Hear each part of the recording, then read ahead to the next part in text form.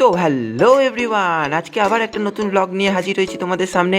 তো আজকে আমাদের কলেজে ইন্টারন্যাশনাল সেমিনারের আয়োজন করা হয়েছে। তো সেই সেমিনার অ্যাটেন্ড করার জন্যই আমরা এখন কলেজে যাব।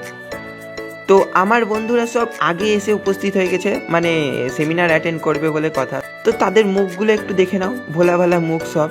এই যে আমার একটু ভোলা ভালা মুখ, ঠিক আছে? আমাদের মুখগুলো একটু দেখে নাও, ঠিক আছে? রাস্তায় দেখা ফেকা হলে সেলফিটা তুলো, ঠিক আছে? মনে করে সেলফিটা তুলো, ঠিক আছে? না পাওয়াই থাক। সেমিনারে যাচ্ছি কিন্তু টোটোর উপর অনুপম রায়ের গান শুনতে শুনতে সেমিনারে যাচ্ছি। গানটা শুনে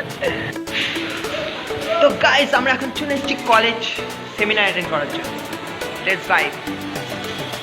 কিছু বলবি? সেমিনারের জন্য কিছু বলতে যাস? নমস্কার, আর কিছু বলার নাই, এটুকুই জাস্ট। তো যাই হোক, আমার বন্ধু সেমিনার সম্পর্কে কিছু বলার জন্য লজ্জিত, মানে লজ্জা পাচ্ছিল। মানে ড্রেস চেঞ্জ করতে এসে বন্ধুর বাধ্যরামি করা দরকার, এই যে শুরু হয়ে গেছে।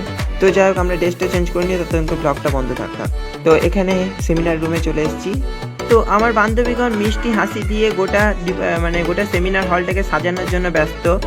আসলে সেমিনারটা ছিল হচ্ছে মাইকেল মধুসূদন দত্তের 200 বর্ষের জন্মবার্ষিকী উপলক্ষে শ্রীপদ সিং কলেজ আয়োজিত, মানে শ্রীপদ সিং কলেজের বাংলা ডিপার্টমেন্টের স্যার ম্যামরা এবং ছাত্রছাত্রীরা, মানে আমরা। তারপর আমরা বেরিয়ে পড়লাম স্যার ম্যাডামদেরকে নিয়ে আসার জন্য। অনেক দূর দূর থেকে স্যার ম্যাডামরা এসছেন, আমাদের কলেজে আসবেন, সেই জন্য তাদেরকে নিয়ে আসার জন্য, পিক আপ করার জন্য আমরা চলে গেলাম স্টেশনে গান শুনতে শুনতে। এটাই যা সমস্যা। তো যাই হোক, ট্রেনটা আসতে অনেক লেট করে দিয়েছিল, তাই আমরা গাড়িতে বসে বসে একটু গল্প টল্প করছিলাম, আমি আর আমার বন্ধু মিলাই। দেখো শেষ পর্যন্ত ট্রেনটা এসে জিয়াগঞ্জ স্টেশনে এসে দাঁড়ালো, কিন্তু ব্লগটা ভাই আমাকে শ্যুট করতেই হবে, কিচ্ছু করার নাই। তারপর স্যার ম্যাডামদেরকে পিক করে গাড়িতে করে নিয়ে চলে আসলাম আমাদের কলেজে, যেখানে সেমিনার হবে। সামনে সবাই স্যার ম্যাডামদেরকে বরণ করার জন্য রেডি।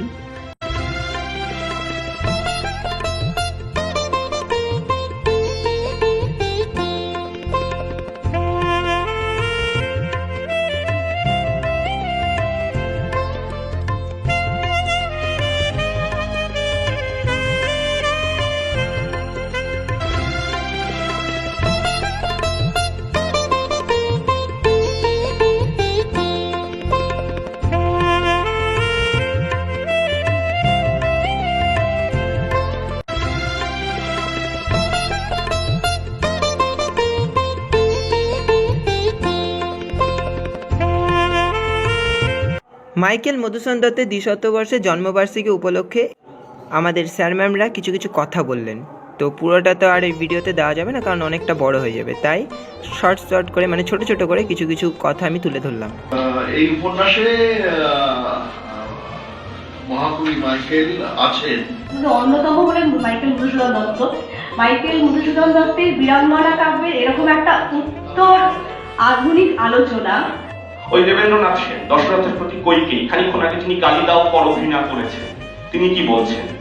হে রাজা, একমাত্র পত্র কাব্যকার, বাংলা কাব্যের প্রথম শিশু। তো এখন ফার্স্ট হাফ শেষ হয়ে গেছে, এখন লাঞ্চ টাইম, মানে দুপুরের খাওয়া দাওয়া চলছে, তাই আমরা বাইরে বেরিয়ে এলাম সেমিনার হল থেকে। তো একটু পরে আবার সেমিনার হলে যাব, তো এখন না, এখন খাওয়া দাওয়ার পর, বুঝলা তো? বোঝার চেষ্টা করো ভাই। তো আমার বান্ধবীগণের মনে হচ্ছে বিশাল সেই লেভেলের খিদে পেয়ে গেছে, তাই ওরা মাঠেই খেতে বসে গেছে, তোমরা দেখতেই পাচ্ছ সেটা। এটা হচ্ছে আমাদের ইউটিউবার, মানে নাম টাইম পরে বলে দেবো, কমেন্টে দেওয়া থাকবে, সো তোমরা সবাই সাবস্ক্রাইব করে দিও চ্যানেলটা, ঠিক আছে? একটু মুখটা দেখি, সানিয়া দেখি মুখটা দেখি। তুই সেমিনারে এসেছিস, সেমিনার সম্বন্ধে কিছু বললি না? হ্যাঁ, মুখটা দেখি তো যাই হোক, সবাই যখন খাচ্ছে তাহলে আমরা কেন বাদ থাকবো, তাই না? আমরাও খেয়ে নিই, আমরাও তাই গোল ভাবে বসে সবাই খেতে বসে গেলাম। পায়েল একটু মুখটা দেখা। তো যাই হোক, বান্ধবীগণ খেতে খেতে ক্যামেরার সামনে মুখ দেখাতে লজ্জা পাচ্ছিল, কিন্তু তোমরা লজ্জা পেও না, কন্টিনিউ ব্লগটা দেখে যাও। ফটোশুটও অনেকজন করছে, দেখাচ্ছি তারা। এই হচ্ছে ফটোগ্রাফার, আর এটা হচ্ছে ফটোশুট করা পাবলিক। একদম। তো বান্ধবীগণের সঙ্গে অনেক হাসি মজা ইয়ার্কি ফাজলামি মারার পর আমরা চলে এলাম আবার সেকেন্ড হাফে সেমিনার হলের মধ্যে। ভদ্র ছেলের মতো এসে দাঁড়িয়ে গেলাম।